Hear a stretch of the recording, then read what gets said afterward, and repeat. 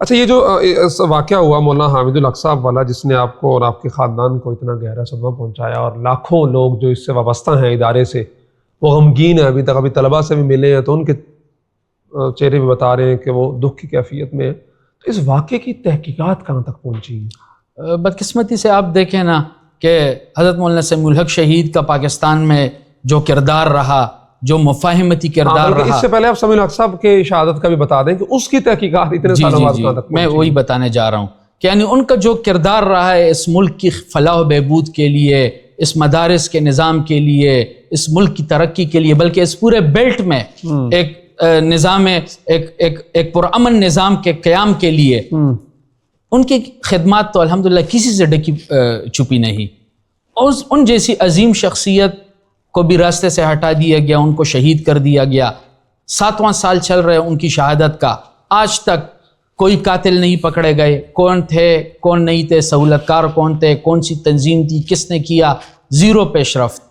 پھر ان کی شہادت کے بعد ان کے عظیم فرزند مولانا حامد الحق شہید نے ایک بھرپور کردار ادا کیا، اپنے والد شہید کے نقش قدم پہ چلتے ہوئے ملک میں ایک مفاہمتی فضا برقرار رکھنے کے لیے، مسلکی اختلافات کو پس پوش ڈال کے ان کو متحد اور متفق رکھنے کے لیے، پاکستان کو ایک اسلامی فلاحی مملکت بنانے کے لیے ان کا ایک کردار تھا. بلکہ اس پشتون بیلٹ، افغانستان اور پاکستان کے مابین معاملات کو حل کرنے کے لیے انہوں نے کردار ادا کرنے کی کوشش کی. جب بھی حکومت نے کوئی جرگہ بلایا، کوئی مفاہمتی میٹنگ بلائی، مولانا حامد الحق شہید نے اس میں شرکت کی اور کہا کہ میں ہر حد تک اس وطن کے لیے، اس بیلٹ کے لیے، مسلمانوں کی فلاح و بہبود کے لیے جانے کے لیے تیار ہوں.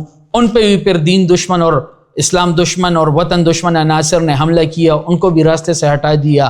آج 50 دن پورے ہونے کو ہیں ان کی شہادت کو، آج تک زیرو پیش رفت ہے. نہ یہ پتہ چلا کہ تنظیم کون تھی، کس نے جو ہے یہ حملہ کیا، پیچھے جو ہے سہولت کار کون تھے، یہ پلاننگ کس کی تھی. یہ اتنا بڑا سانحہ ہوا اس سیٹل ایریا میں، اکوڑا خٹک میں، نوشہرہ جیسی حساس جگہ کے قریب یہ علاقہ ہے، تو بالکل زیرو پیش رفت ہے. گزشتہ دنوں آئی جی کی طرف سے قومی میڈیا پہ ایک بیان جاری ہوا کہ بنو واقعہ اور جامعہ دارالعلوم حقانیہ واقعہ کہ ہم نے سراغ لگا دیا ہے. پھر ہم نے آئی جی صاحب سے رابطہ کیا کہ ہمیں کچھ بتائیں کیا سراغ لگا ہے. آئی جی صاحب نے فوراً بیان بدل ڈالا کہ نہیں، میں نے تو بنو واقعہ کے ضمن میں بات کی تھی، میڈیا نے مس انٹرپریٹیشن کر دی ہے.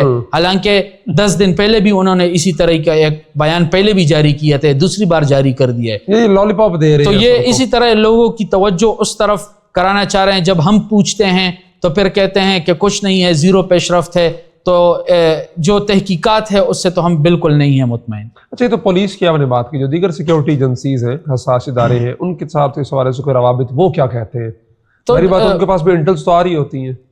سی ٹی ڈی یہ کیس دیکھ رہی ہے، صوبائی حکومت نے جے آئی ٹی بنائی ہے، جے آئی ٹی میں مختلف جو ایجنسیاں ہیں وہ بھی شامل ہیں. ساروں کی مشترکہ یہی رپورٹ ہے کہ زیرو رپورٹ. اور یہ بہت بڑی مایوسی ہے.